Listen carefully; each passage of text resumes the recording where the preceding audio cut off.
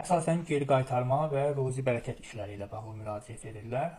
Geri qaytarma deyəndə, yəni küsmüş sevgililəri ilə barışmaq nəzərdə tuturlar.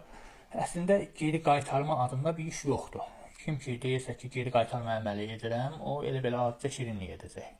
Geri qaytarmaq üçün, yəni küsən sevgilini geri qaytarmaq üçün baxıb problemin nədə olduğunu görüb, həmin problemi aradan qaldırmaq üçün iş görmək lazımdır. Misal üçün arada başqa qadın varsa və yaxud da başqa kişi varsa, əməl zadı varsa və yaxud da problem sizin tərəfinizdə və yaxud da qarşı tərəfdədirsə, bunları bilib buna görə iş görmək lazımdır.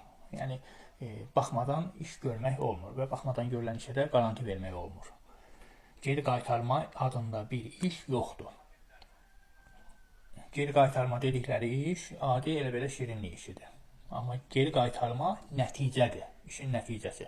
Geri qaytarmaq üçün də konkret olaraq problemləri görüb aradan qaldırmaq lazımdır. Qaldı ki, ruzi bərəkət məsələləri ilə bağlı əsasən bunu biznes adamları elətdirir. İşlərinin zəif getməsi ilə bağlı. Çox vaxtda işlər zəif gedəndə elə fikirləşirlər ki, əməl zadı var, onun təsiridir. Amma həmişə əməl zadının təsiri olmur. Bu hansısa pis, belə deyək ki, dostların və yaxud da ortaqların səbəb olması ilə da ola bilir.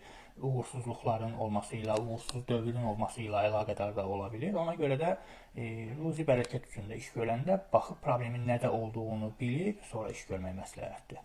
Elə olanda görülən işə qarantiya da vermək olur.